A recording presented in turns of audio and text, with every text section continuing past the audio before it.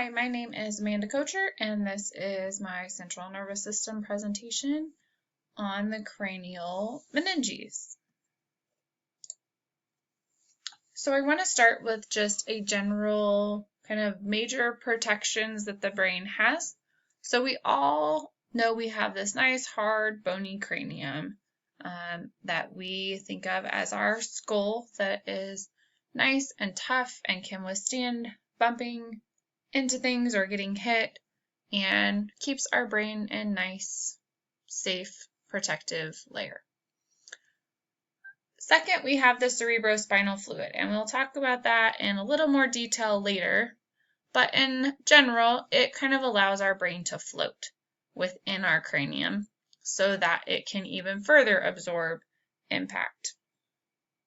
Then we have the blood-brain barrier, and the blood-brain barrier is involved a little more along the lines of like the chemical protection. So it is keeping our brain safe from external molecules that have no business being in brain tissue. It helps protect us from things that we ingest, whether that is medicine or food, hopefully not anything toxic, but if something toxic does get into your bloodstream, the blood-brain barrier is there to help keep your brain safe from that. And then finally, we have the meninges, which is kind of our main focus of the day.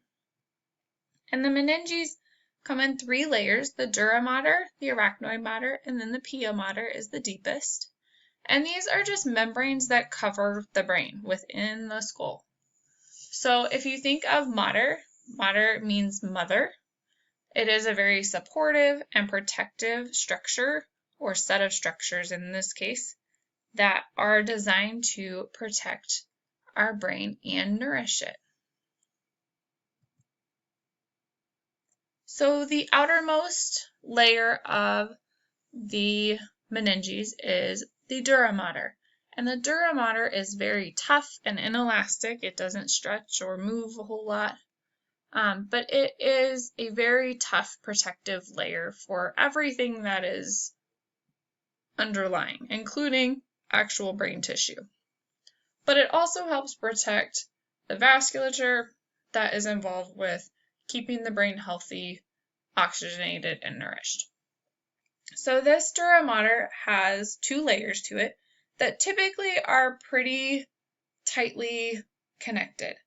But it does have some areas where we have what are called the dural and venous sinuses. So the dural sinuses are smaller and blood-filled. The venous sinuses are larger, and they are important because as blood drains from the brain tissue, it empties into these sinuses so that it can flow through the veins back to the heart to become reoxygenated, pick up nutrients that are needed to either bring back to the brain or to other parts of the body. The next deepest layer is the Arachnoid Mater, and the Arachnoid Mater does a lot of different things. But if you think of arachnoid or arachnid, something spider-like, the Arachnoid Mater has kind of this cobweb look to it. It is highly vascularized. It's part of what helps nourish the brain. And then we get into the subarachnoid space in the arachnoid villi. And these are important because they are key parts of that cerebrospinal fluid production and then reabsorption process, which we'll talk about in a little bit. I'll give you a little more detail on that cerebrospinal fluid.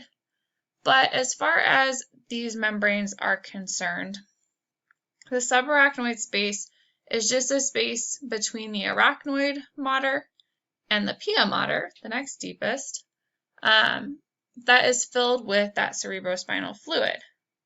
The arachnoid villi, which protrude into the dural sinuses, are very important in that this is where cerebrospinal fluid ultimately is reabsorbed and returns to the blood so that it along with all of the other venous blood, can be returned to the heart.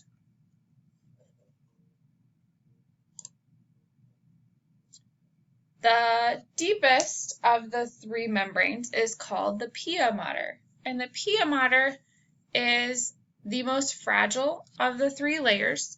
If you think gentle, Pia means gentle, and it is relatively tightly wrapped to the brain's surface. And what that means is, unlike your thick, inelastic Dura Mater that just kind of wraps the whole brain as one whole structure, the Pia Mater is going to more closely follow all of the ridges and valleys of the brain surface. So it is also highly vascularized. It is important in terms of nourishing the brain as well. You have a lot of blood flow going through the Pia Mater. And the Pia Mater is actually the same tissue that forms the choroid plexus. So the choroid plexus are important structures in that they are what ultimately create that cerebrospinal fluid. And so it is Pia Mater tissue and ependymal cells that work together as an important piece of cerebrospinal fluid formation. So, to kind of talk a little bit about that cerebrospinal fluid, because I feel like we've spent time mentioning it in all of these different layers, just kind of in a nutshell, the cerebrospinal fluid surrounds the brain. It cushions from impact, so it's that good shock absorber because it's kind of a thicker liquid that is about the same density as the brain, so the brain can kind of move around in it but not hit the walls of your cranium. The cerebrospinal fluid is very important for the passage of nutrients and materials between the neural cells themselves of the brain and the interstitial fluid, because as we've talked about, the brain's very sensitive to change in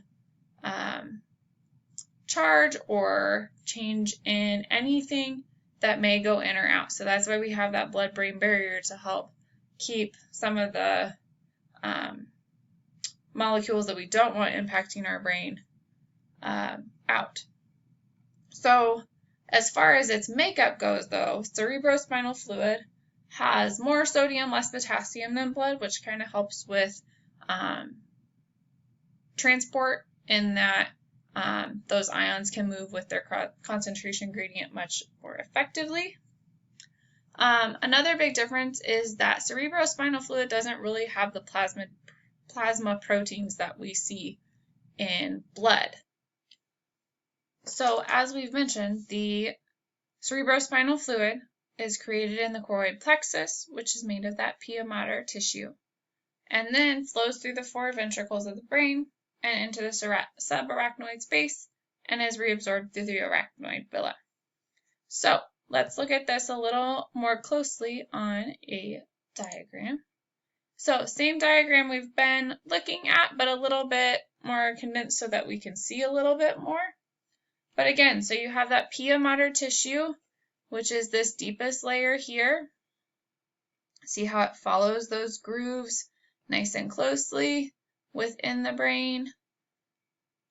And we have our choroid plexus, which is that Pia Mater tissue that is going to work with the ependymal cells to create that cerebrospinal fluid. The cerebrospinal fluid then flows through the ventricles of the brain and is released through the fourth ventricle into that subarachnoid space. So that subarachnoid space, you see all of that cobwebby kind of looking vasculature. This is where that cerebrospinal fluid kind of covers all of the brain tissue. Then that cerebrospinal fluid will work its way into the arachnoid villi, which are all of these little projections that project into the venous sinuses. And it is through these arachnoid villi that that cerebrospinal fluid is able to be reabsorbed back into the venous blood that is going to exit through those venous sinuses back into the veins, headed back to the heart to be renourished. So this is awesome and very useful in protecting the brain and nourishing the brain and keeping these processes functioning in an optimal way. Now, what happens when things go wrong? So meningitis is one thing that can affect the meninges. It is inflammation of the meninges, and there are several different causes of meningitis, but that inflammation is a problem, right? Because we just talked about that those 3 meninges each have their own specific function that help keep the brain nourished, protected, and supported. Bacterial meningitis is probably the most deadly. It is a highly infectious bacteria. There are a few different ones that can lead to that inflammation of the meninges, but there are also viral causes that can lead to same symptoms and ultimately same outcome. It is good to always be aware of your health, and meningitis is one of those things that unfortunately does tend to affect young individuals, and so we want to make sure that we are keeping that in mind, especially as we continue through our education and our lives, to keep us safe, healthy, and well. Thank you so much for listening, and I hope you have a wonderful day.